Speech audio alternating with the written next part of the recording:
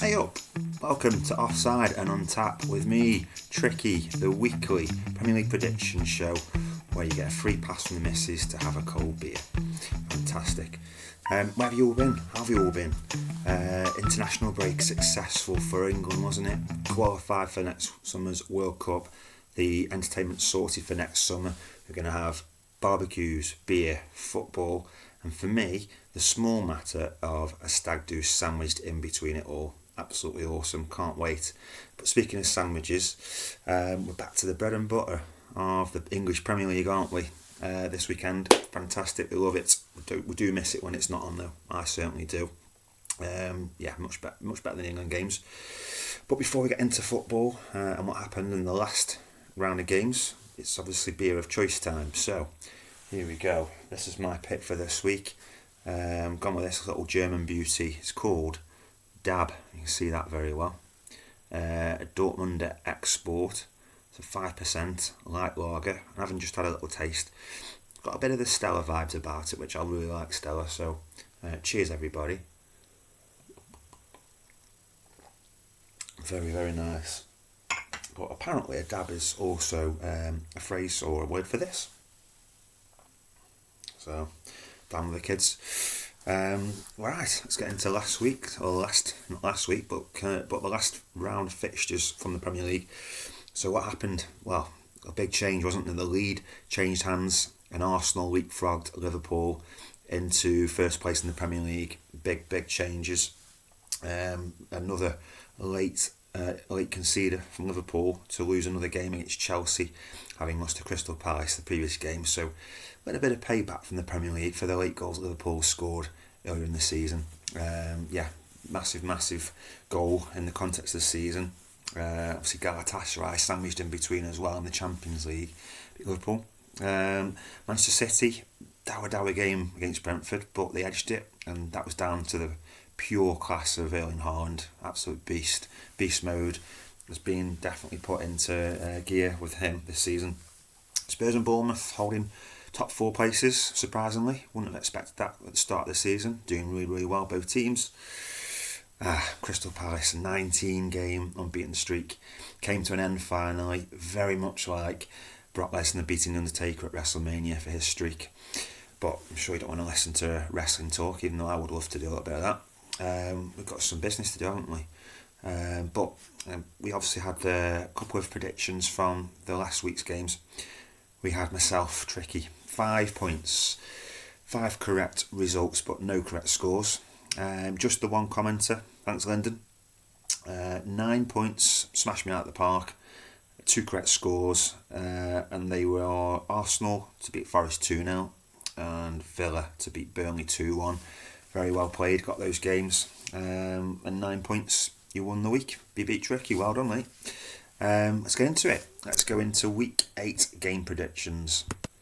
So I'm going to do things a little bit different now. I'm going to do 5 featured games, a little bit longer, in-depth conversation on those games, and then 5 quick picks, Tricky's quick picks at the end of them all. So it just takes a little bit less time, and you don't want to hear me for half an hour plus, do you, end of the day? So first game, Nottingham Forest versus Chelsea. It's the first game, it's 12:30, lunchtime kickoff on Saturday. Nottingham Forest, it's not going well, is it? You thought you'd get a fresh start. Ange Postecoglou come in, changed the dynamics of the team a little bit more attacking. It's just not working for them. 7 games without a win for Ange, including the last one against my boys, Newcastle United. Just not in the game, not in there at all, never looked likely to get anything. I don't think there'd be as much pressure on Ange Postecoglou for his job if he hadn't got the form and the skeleton in the closet with Tottenham last season in the Premier League. I think he'll probably have about half as much pressure as he has now, but you can't keep losing games, not winning games. Eventually it's going to catch up with you, but you think it's mad actually after 7 games that you've been under that sort of pressure. But this is a team and a club now that are expecting big things after Nuno got them into the European football. Obviously did really well in the Premier League last season, so with that, you've got to follow that, and it's not happening for you, Ange. So Chelsea, on the other hand, had a bit of a bounce back after some shocking results in Champions League and in the Premier League, but they've come back. They beat Benfica, and then they obviously last minute goal against Liverpool, which Maresca celebrating, sliding down the touchline, going to celebrate with the players, got a second yellow card, got a 1 match ban. But the context of it, you've just gone and scored against the league leaders, where previously we've seen Paulinho and we've seen Nketiah remove shirts in moments that didn't really warrant it. So for the manager, yeah, you can probably get away with this a little bit. Yes, you got a yellow card, 2 yellow cards, but the context was much more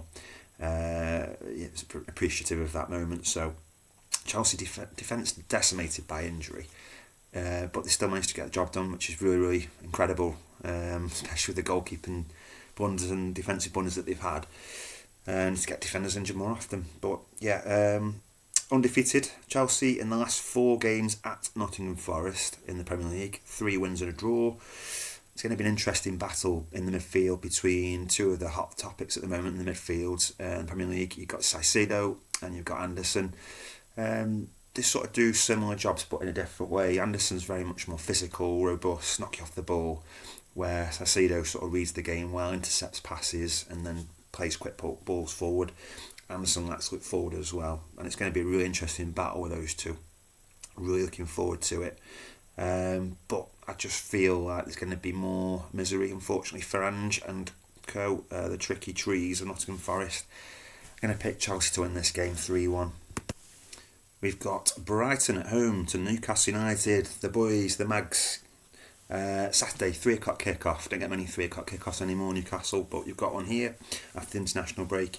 Pit's 11th versus 12th, only separated by one goal difference. Newcastle in 11th. Newcastle never beaten Brighton on the south coast at Brighton, never beaten them in 8 attempts in the Premier League, and indeed only won 2 in 16 meetings in total. So a bit of a bogey team for us. Brighton, don't know what it is, why it couldn't be any other club, but Brighton seem to have something over us. Maybe we don't travel well to the south coast. Brighton spread the goals around the team. Danny Welbeck's top scorer with 2 goals, but still looking to sort of identify eventual successor to Welbeck. If Welbeck does get injured, or he's a veteran, does retire at some stage, need to find a target man. We thought it was going to be Evan Ferguson at one point, but he's gone off to pastures new for the time being, so that remains to be seen whether he comes back to do that job. Newcastle United, so far not got a goal away from home, 3 0-0 draws, but they were in tougher times. We didn't have a recognised striker, and now we've got Big Nick Voltemade, absolute giant, scoring goals for fun. First goal in midweek for Germany against Northern Ireland. Bit of a scruffy one off the back, but they all count. You got to take them when they come. So his first international goal for Germany. Another Pulse Goals, another podcast. Pulse Goals actually said that he thought Sandro Tonali was the number 1 midfielder in the Premier League right now, and it sort of got the fan debates audience stunned. They all thought he was going to say Declan Rice or Caicedo were the original sort of people that they're discussing for that. But then I got into a little bit of something with a person on Facebook on one of the various posts.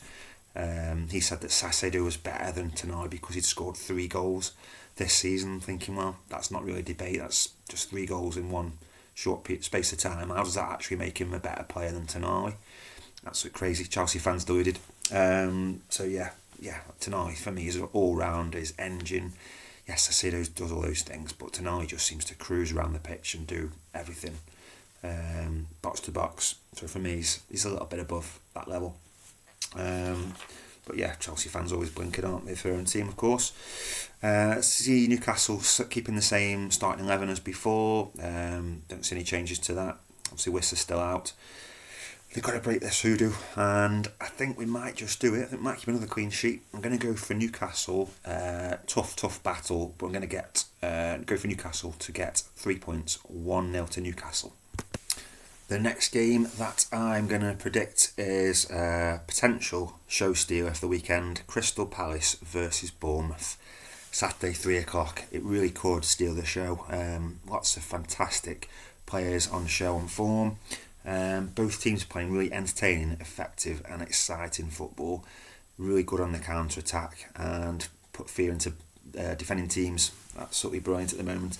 Unstoppable force against the movable object. Crystal Palace unbeaten in the last 9 games at home, where Bournemouth are unbeaten in the last 6 games away. So something may give, or they may just both draw, and then they both keep the streaks. But incredibly, both of these games last season were 0-0.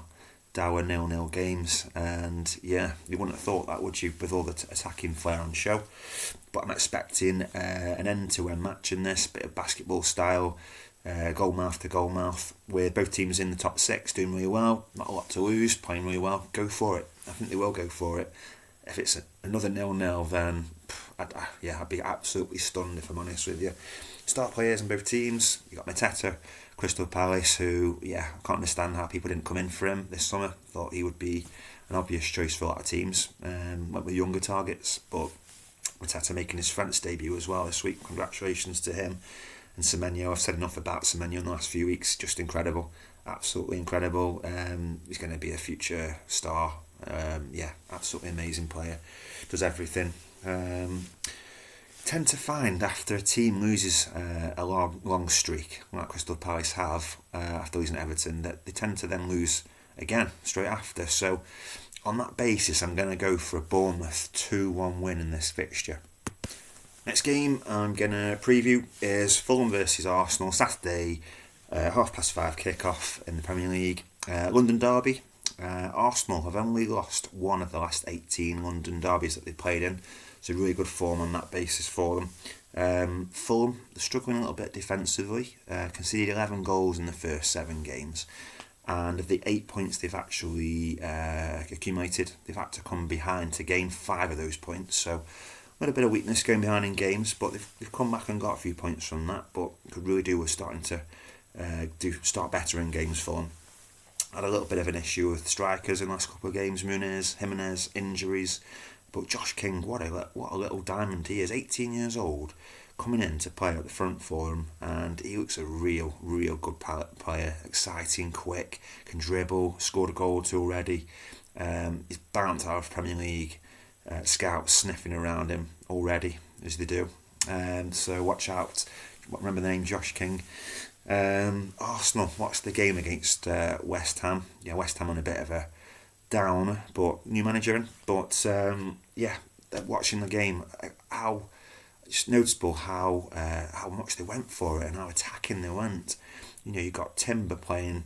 He's a right back. He's pretty much the furthest player forward for a lot of the highlights that you see. Getting into the box, right wing, appearing on the right wing. Declan Rice running into the channels that you'd expect the strikers to be in. So really great at getting players forward and overloading the defences. So you've got really good defenders that can cover those types of attacks. Arsenal got the most different scorers in the Premier League so far in the first 7 games. They've got 9 different scorers, so they really are playing a really good team game, which you need to challenge for titles. I feel like they really need to put the pressure on Liverpool now. String 6, 7, 8 games, wins in a row in the Premier League. Apply the pressure to Liverpool. Now they've got the edge, now they've got ahead. Go and do that. Go and show your bottle, show your worth. And really put Liverpool down whilst they're on a downer, because that's what you need to do. We know Arsenal get the title of bottlers come February and March, so put yourself in a position where you're 7, 8, 9 points ahead at that point, and if you do slip up once, twice, you've got a bit of a buffer. They've got the squad to cope as well. Arsenal absolutely full to the brim with quality players, especially in defence.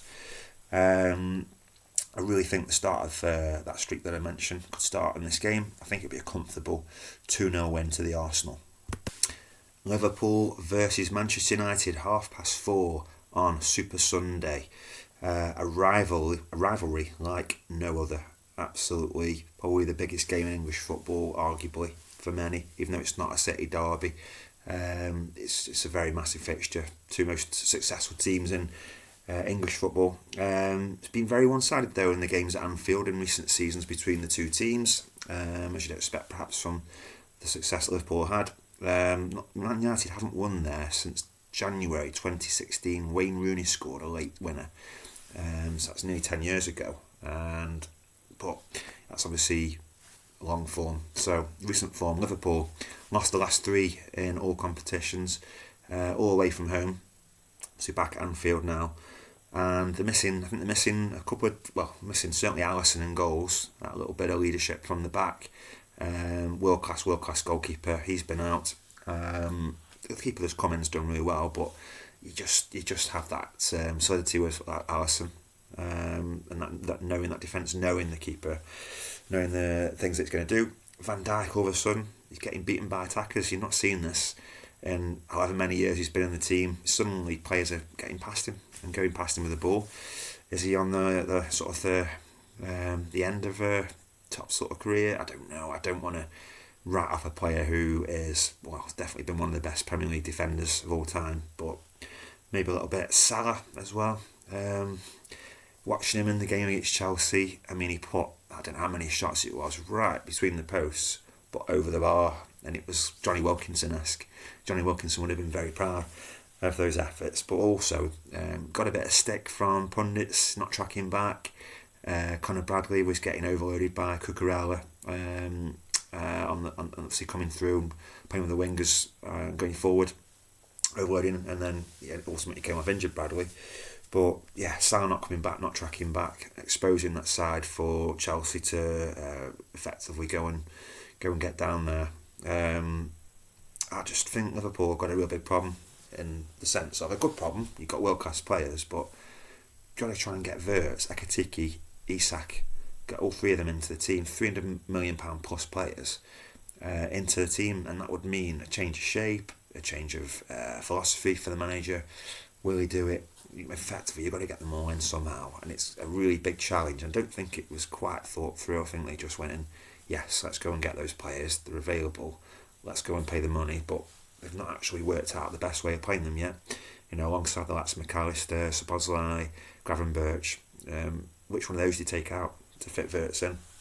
You're not going to take Salah out either. So Manchester United got the win at home to Sunderland, probably the best performance, one of the best performances of the season. Looked comfortable in the end.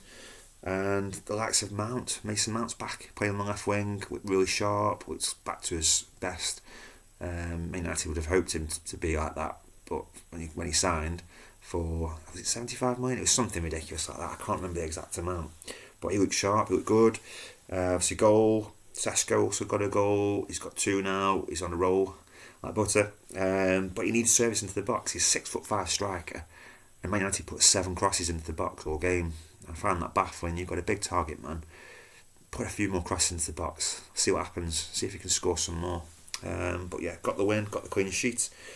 Talk of a new Casemiro deal.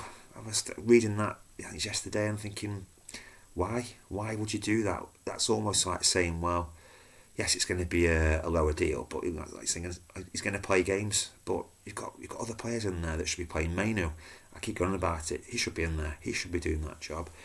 Ugarte, absolute dog crap, and Fernandes playing out of position. Didn't get that, but what was noticeable as well, the manager at recent times, he's been a little bit of taking a back step. He's been at the bench, holding his head in his hands. He was on the touchline, he was shouting his demands and his orders around. The players reacted to that. Quick passing, very sharp looking, much better. Get the manager at the front of it all, get the players playing for him.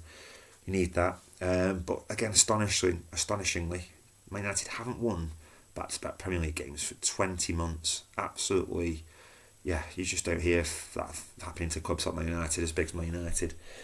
So to get anything here, to get the win here at Anfield, which would be massive, absolutely massive for the manager and for the team, you have to take the chances. Golden chances come along, you're going to have to take them, can't miss them. You've got to keep the heads, use the heads, not play with the hearts, a little bit of heart, but mainly with their heads, think about what they're doing, play well, keep the ball if they can. Tough against Liverpool, but I don't see anything other than a Liverpool win. I think Liverpool are going to win 2-1. And as I said before, it's time for Tricky's Quick Pickies. So the other 5 games, I'm going to do really, really quickly. Going for Burnley versus Leeds, top 2 from the Championship last season. 1-1 draw in that game. Manchester City at home to Everton. Everton are winless in 14 away visits at Manchester City. I think City will outpass and outplay Everton, and Haaland, I think he's going to get another one-on-one goal against Jordan Pickford, 1-on-1. So I'm going to go for 2-0 Manchester City in that game. Sunderland versus Wolves away. I always predict the opposite of what happens in the games for both these clubs, so it's an interesting one, this pick. I'm going to back Sunderland just about on form in this game. I'm going to go for 1-0 to the Mackems to Sunderland. Maybe you'll lose now. Spurs versus Villa. Spurs revitalised, solid centre-backs, absolutely love the centre-backs. Romero's captain, crazy man, but absolutely fantastic, my kind of player. Good forward options, of course, lots of strikers to choose from. Villa on the up after a shocking start to the season, on the rise, playing well in Europe, playing well in the league. Hard one to call, so I'm going to go for Desmond, 2-2 draw, Spurs v Villa. And finally, Monday night football. West Ham versus Brentford, another London derby. West Ham showed a lot of togetherness, more togetherness against Arsenal despite losing the game 2-0, which we all expect to happen, but they looked a lot more organised. Nuno's got them playing for him, doing really well. I think ultimately they'll come good from his appointment. Brentford in the game against Manchester City, yeah, they were in the game right to the end, but Haaland's basically separated the teams in the end, got the goal. I think that West Ham are going to get a much needed first Nuno win in that game. I'm going to say that West Ham, Monday Night Football, 2-0 to West Ham. And time for Trickys Treble. If you've been watching my shorts, you'll know we got Trickys Treble. We got it last time out. Finally put some money in that pot for Dementia UK. We had wins for Arsenal, Manchester City, Aston Villa. Thank you very much to all three of those. I round up the winnings to £10 to go into the pot for Dementia UK. So we've got £10 in the pot for charity. Fantastic stuff. And I'm going to stick with two of those teams for this. I'm going to go for Arsenal to beat Fulham, Manchester City to beat Everton. And then I'm going to go for another claret and blue team, but this will be West Ham to beat Brentford on Monday Night Football. £5 stake with Sky Bet. Returns £25.61, which would mean £12.81 on top of the pot into Dementia UK. So yes, fingers crossed for me on that. I really hope that comes in. We want another amount of money in the pot. And that's it for this week's episode of Offside and On Tap with me, Tricky. Thanks for watching. Please put your comments on the video, make your predictions. Remember, it's 1 point for the correct result and 3 points in that game if you get the correct scoreline. So make sure to put those in. If you haven't already, please subscribe. Please like the videos and share them along to your friends. Get people watching, that'd be fantastic. And most importantly, enjoy the game, enjoy your game and the rest of the games this week. And cheers to everyone for watching. See you soon. Bye bye.